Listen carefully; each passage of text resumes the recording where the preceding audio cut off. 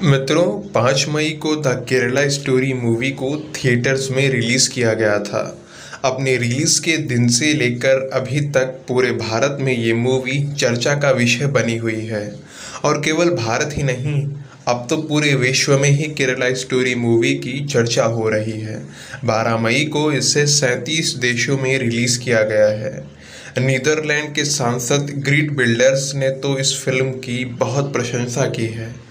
अगर भारत की बात करें तो भारत की जनता इस मूवी का तन मन धन से समर्थन कर रही है। ये अब जनता की फिल्म बन चुकी है। तभी मात्र 25 से 30 करोड़ के बजट में बनी ये फिल्म 12 दिन के भीतर ही 150 करोड़ से अधिक की कमाई कर चुकी है। और ये सफलता उसे तब मिल रही है जब बॉलीवुड का पूरा तंत्र इस फिल्म पर मौन है। कोई भी उसका समर्थन नहीं कर रहा। बड़े बड़े मीडिया हाउसेस से लेकर बहुत से बॉलीवुड फिल्म समीक्षकों ने इसके विरुद्ध बातें लिखी हैं, इसका नेगेटिव रिव्यू किया है।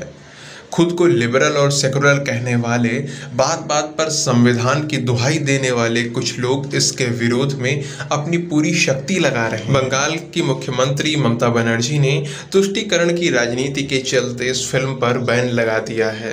केरल और तमिलनाडु में भी अप्रत्यक्ष रूप से बैन लगा हुआ है। अब प्रश्न ये है कि जब पीके और ओ माय गॉड जैसी फिल्में, जो कि भारतीय संस्कृति का अपमान करती हैं, भारत के बहुसंख्यक समाज की आस्था को सीधे सीधे चोट पहुंचाती हैं, वो रिलीज हो सकती हैं, उन पर कोई बैन नहीं लगता है, तो फिर केरला स्टोरी मूवी पर इस तरह से बैन क्यों लगाया गया है? और इस समय वो सब लोग कहाँ हैं जो अभिव्यक्ति की स्वतंत्रता के लिए दिन रात रोते रहते हैं, जिन्हें भारत में अभिव्यक्ति की आज़ादी खतरे में नजर आती है?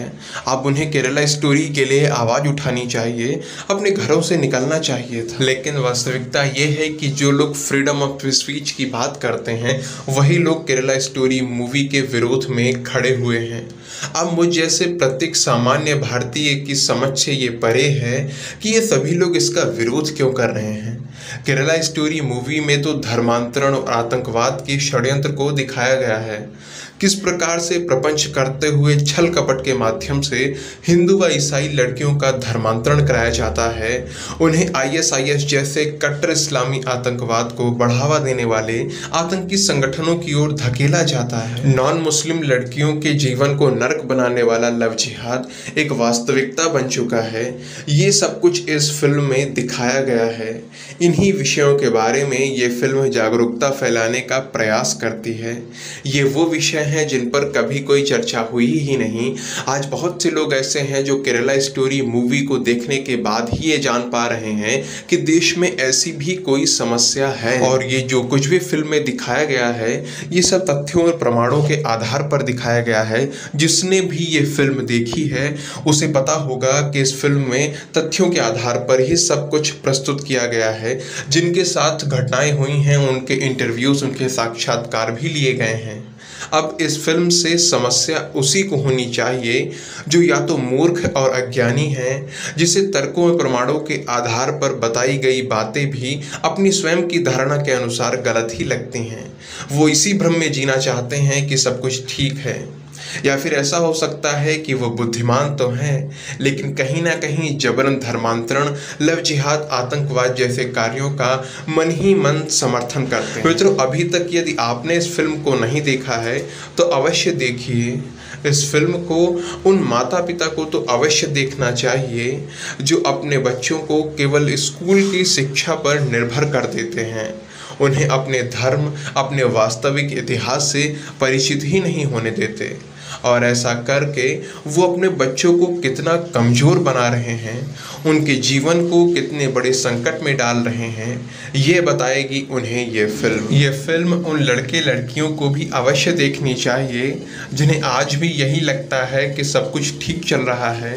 ये लव जिहाद, ये धर्मांतरण, ये सारी समस्याएं काल्पनिक हैं। इन समस्याओं पर बात करने वाले उन्हें नफरत फैलाने वाले लगते हैं।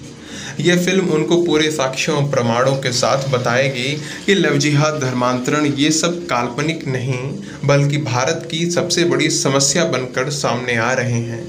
अगर ये सब कुछ ऐसे ही चलता रहा तो बहुत शीघ्र ही भारत की डेमोग्राफी में बदलाव होने लगेंगे और बहुत सी जगहों पर ये बदलाव हो भी चुके हैं।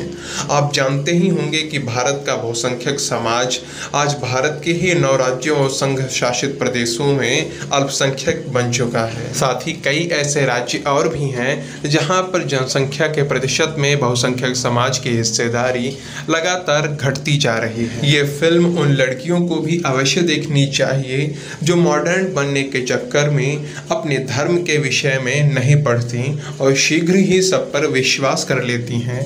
ऐसी लड़कियां ही इन शिकारियों के लिए सबसे आसान शिकार होती हैं और किस तरह से ऐसी लड़कियों का शिकार किया जाता है और फिर उनके साथ क्या क्या होता है, ये सब फिल्म में देखने को मिलेगा। मित्रों, इस तरह के अति महत्वपूर्ण विषयों पर मूवी बनाना बहुत साहस का कार्य है।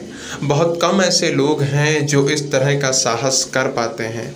ऐसे में हम सभी का ये कर्तव्य बनता है कि ऐसी फिल्मों का तन मन धन से समर्थन करें ताकि द केरला स्टोरी जैसी और फिल्में बनाने के लिए लोग प्रेरित हों और अन्य दबे हुए महत्वपूर्ण विषय हमारे सामने आ सकें।